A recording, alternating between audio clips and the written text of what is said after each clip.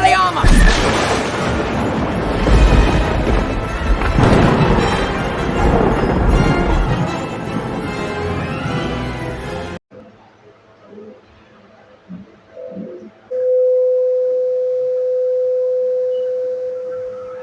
पूजनीय संत समाज, धर्म प्रेमी सज्जनों एवं श्रद्धा मूर्ति देवियों, सतगुरु कबीर का मौलिक रचना बीजक का भी आप लोगों ने पाठ किया। उसी बीजक में वैसे कुल 11 प्रकरण है, उसमें एक ज्ञान चौतीसा जो 34 अक्षर पर साहब ने उपदेश किया है। ओम से लेकर के और 6 तक 34 अक्षर पर साहब ने उपदेश किया। उसी में च, छ और ज, च अक्षर के माध्यम से सतगुरु कहते हैं,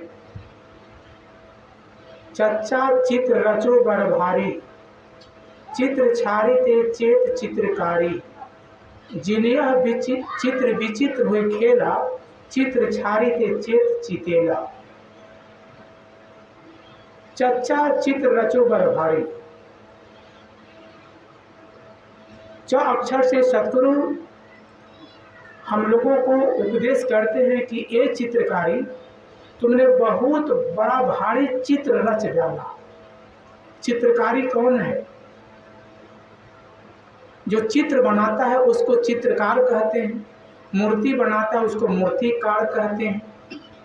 तो यहाँ चित्र मनुष्य की आत्मा, जीव, ये जीव चित्रकारी है और यह मन के संजोग में कल्पना करके, यानी मन की सहायता से कल्पना करके तमाम चित्र बनाया, मान्यताओं का, कल्पनाओं का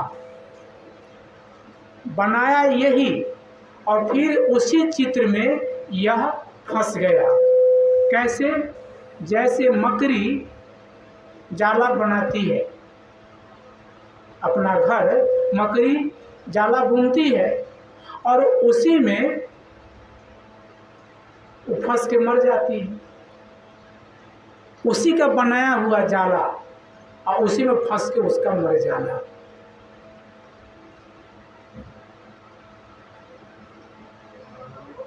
तो यहाँ मनुष्य जैसे होश संभालता है तो पहले माता से परिचय होता है।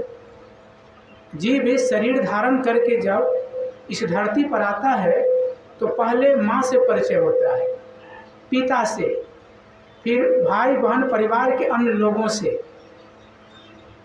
तो संबंध का चित्र बनाते चला गया।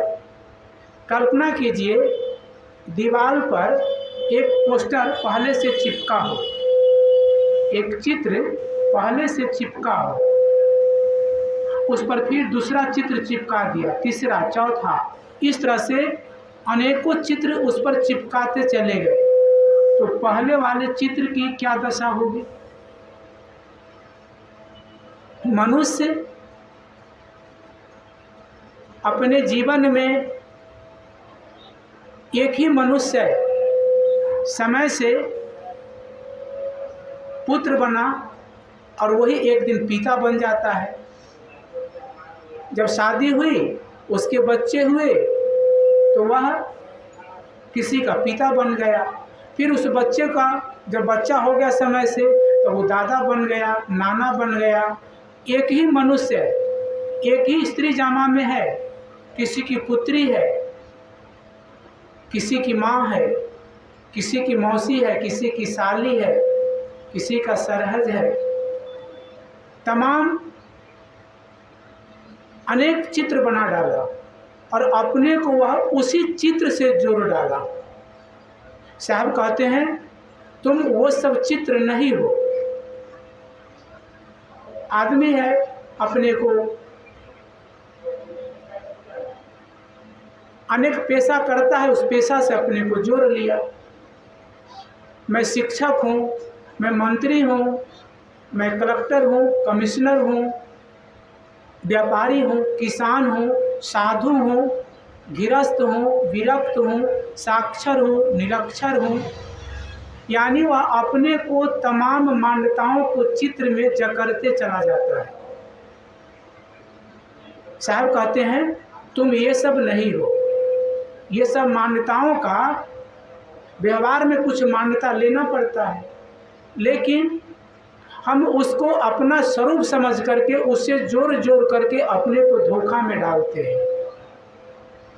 चच्चा चित रचो बर भारी।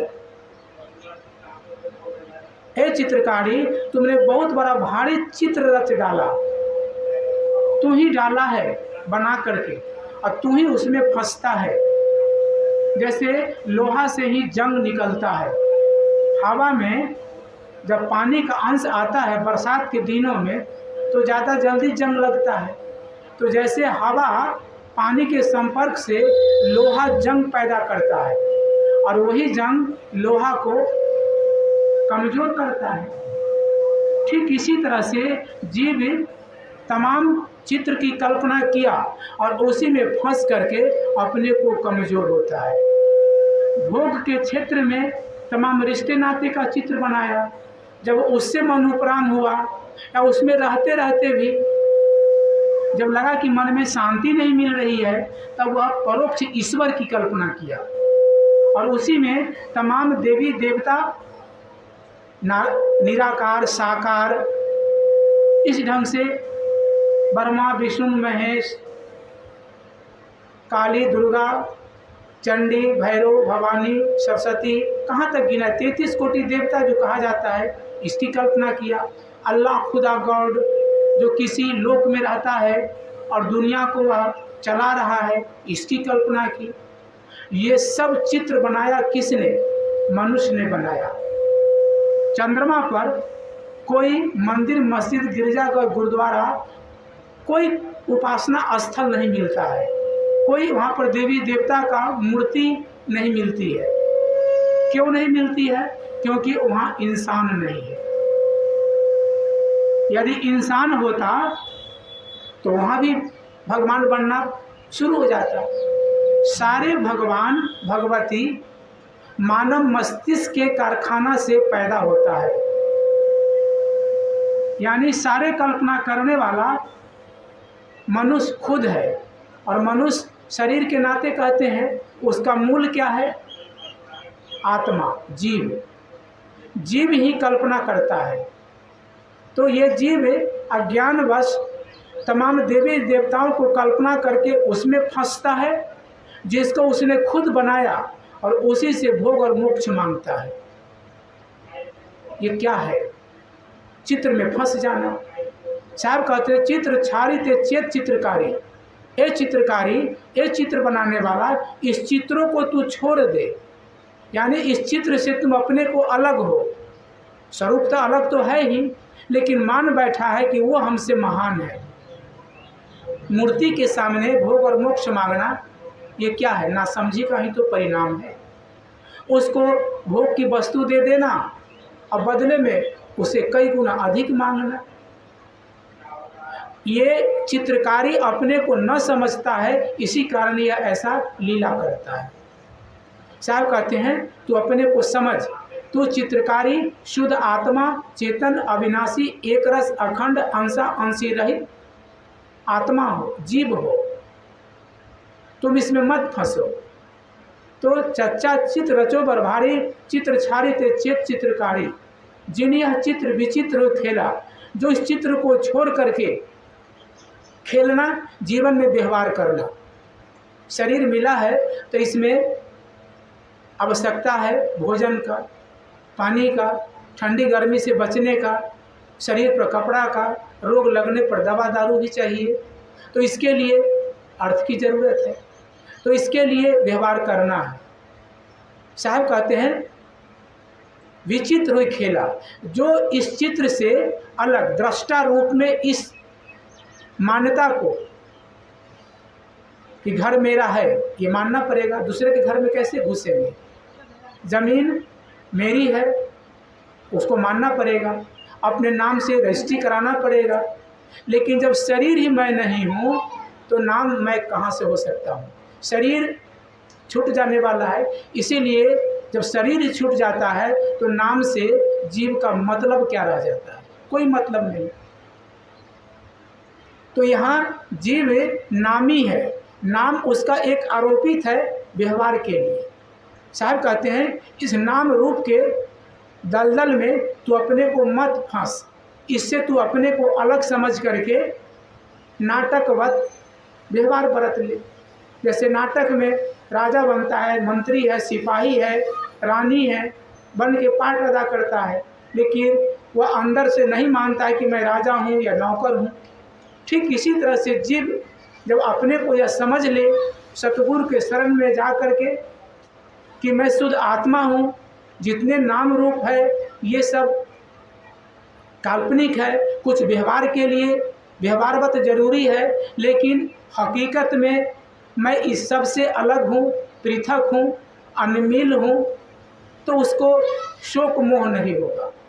दुनिया की चीज़ मिलने छूटने वाली है, बनने बिगड़ने वाली है, इसीलिए इसको लेकर के रचने पचने की जरूरत नहीं है। अगली पंक्ति में साहब कहते हैं छच्छा आही छत्रपति पासा, छक्किन रहु मेटु सब आशा, मैं तो ही छिन छिन समझावा, खसम छार कस आप बधावा। छह अक्षर के माध्यम से सतगुरु उपदेश करते हैं कि ए चित्रकारी छच्छा आई छत्रपति पासा। छत्रपति कहते हैं सम्राट, श्रेष्ठ, महान। साहब कहते हैं स्वामी श्रेष्ठ महान जिसको तुम मानते हो वो तुम्हारे पास ही है। पास भी कहने का एक तरीका है, वो पास नहीं है, वो तू ही है। साहब ने कहा ना, हाँ हुजूर ठार कहत हो, मैं दृढ़ विश्वास के साथ कहता हूँ कि तू ही हुजूर है, तू ही स्वामी है। तो कहने में द्वैत हो जाता है, लेकिन असलियत में जीव ही सम्राट है, जीव ही शिव है, आत्मा ही परमात्मा है। चार वेद जो आर्य परंपरा की सबसे पहली पुस्तक है, चारों वेद में ऋग्वेद सबसे पहला है। चारों वेद का चार महावाक्य है, अहम ब्रह्मास्मि, अहम मैं, ब्रह्म श्रेष्ठ, अस्मि हूँ। अहम ब्रह्मास्मि, मैं ब्रह्म हूँ, यानी मैं श्रेष्ठ हूँ। तत्त्वम असि, तत् वह, त्वम तुम, असि हो, वह तुम ही हो। मैं ब्रह्म हूँ, आप भी ब्रह्म हैं, आप भी वही हो। श्रेष्ठ, आप श्रेष्ठ हो क्योंकि आप ही सारे देवी देवता की कल्पना करने वाले हो। आप ही आशा में लटक करके जीवन व्यतीत करते हो, और जिसमें आशा करते हो वो सब प्रकृति की चीज़ है, जो परिवर्तनशीलता उसका धर्म है। और आप एक रस रहने वाले हो, तो आपका और उसका संबंध अस्थायी कैसे हो सकता है? वो तो छूटना पक्का है। इस वास्तविकता को यदि हम गहराई से ले लेते हैं तो दुखी होने की कोई ज़रूरत नहीं है। परिवार के लोग में कोई मर गया, हमारा शरीर ही मरण धर्म है। कुछ वस्तुएं नष्ट हो गई, शरीर ही एक दिन नष्ट हो जाने वाला है।